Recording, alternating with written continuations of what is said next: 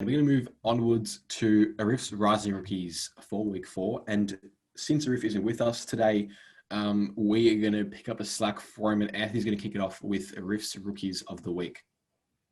Sure. So to get started, recapping all the rookies we had for week 3, I'm going to start with the honorable mention. That was Michael Onwenu. I think he deserves an honorable mention for his insanely good start to the season, especially with a six-round offensive lineman being thrust into the line so quickly. He only gave up one quarterback pressure the entire game against the Raiders, and still has not given up a sack the entire season. So he has to definitely be an honorable mention for us. At number 3, we had T. Higgins. So he had 5 receptions on 9 targets for 40 yards and 2 touchdowns. Higgins is developing into a mismatch nightmare for opposing defenses. And along with Jefferson and Brandon Ayuk of the 49ers, we really saw what the future of the NFL for receivers is going to be like in the future. At number 2, we had Jeremy Chin.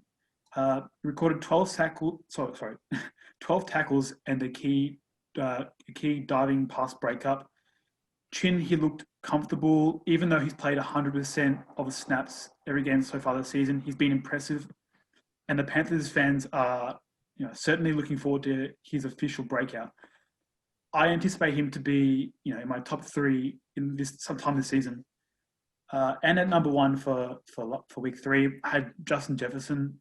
He had 7 receptions for 9 targets and a massive 175 yards and a touchdown.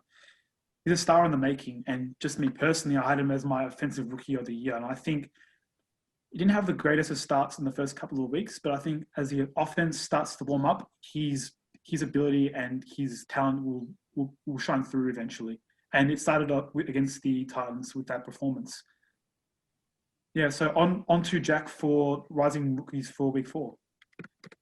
Thanks, Anthony. Now, Arif's Rising Rookies for week 4, he's got CJ Henderson as the first one. Henderson had a bad game against the Miami Dolphins. He struggled against Devontae Parker, but he will look to bounce back against the Bengals this week in week 4. Jonathan Taylor is his second rookie. Taylor looked to find opportunities against the Bears defense, which has struggled defending the run against the Falcons and Lions. And his third rookie of week 4 is Alton Robinson. Robinson came out big in important stages of the game against the Cowboys, and him and Shaquem Griffin could be the answer to Seattle's issues getting to the quarterback. So CJ Henderson, Jonathan Taylor, and Alton Robinson are his 3 rising rookies for week 4. Now, on to our next segment, and that is Anthony's Q&A. And we have 3 questions once again this week. And our first one, Anthony, comes from Talk Smack with Mac, who asks, should Saints fans be worried? Yeah, see, I think it's still too early to say whether or not Saints fans should be worried. I think I mentioned it before how that loss against Green Bay, it wasn't obviously a loss against a top team at home. It's never ideal. But I think, as I mentioned, there's 2 pass interference calls on Janoris Jenkins late in the game that really cost him the game. And if it wasn't for that, the game wasn't over by any means late in the game. So the Saints were favored going into that. If they were able to if those penalties didn't happen, they could have well won the game.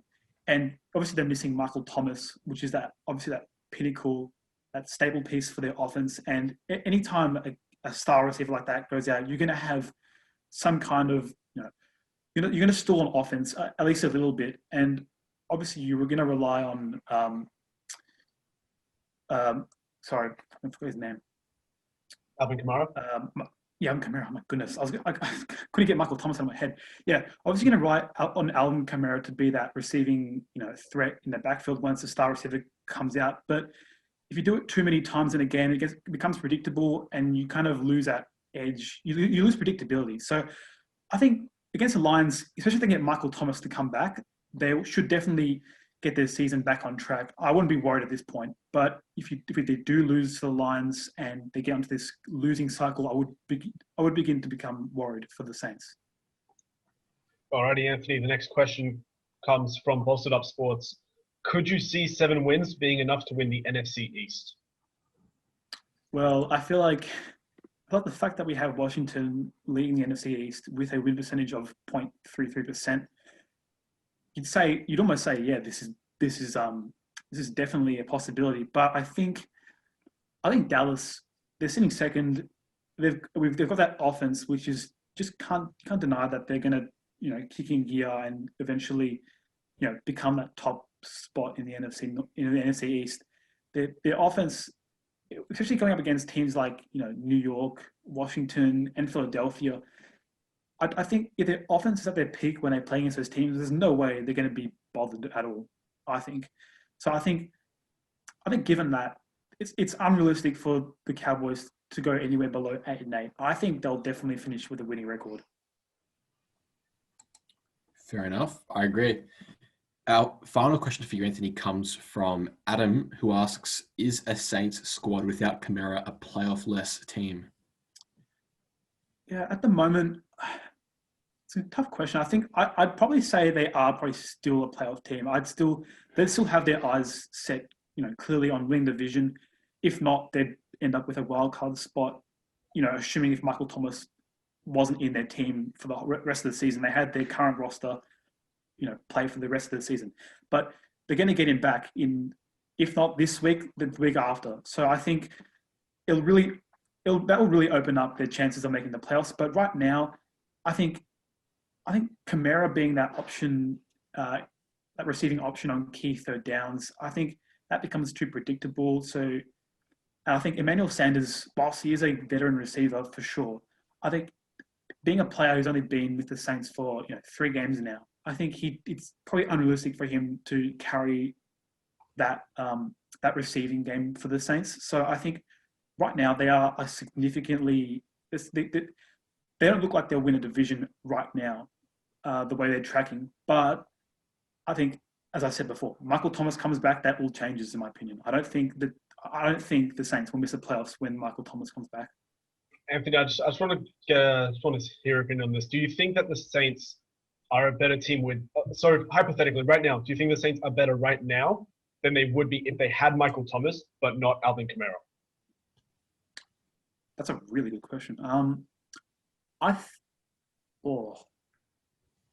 going to go with, I think they're probably better off, if they had to choose one or the other, I think they're probably better off with Alvin Kamara. And it's a really hard question to answer. But I think the reason I go with that is because I think Alvin Kamara, obviously he has that ability rushing when he's rushing in the backfield. He's obviously a gun. And he also, as I mentioned, countless times before, he is an option as a receiver. So if Michael Thomas was out the entire season and they had to bring in someone else to act as another receiver, Kamara can do that. And so that's a hard question, but I think Kamara would just get the edge of a Michael Thomas.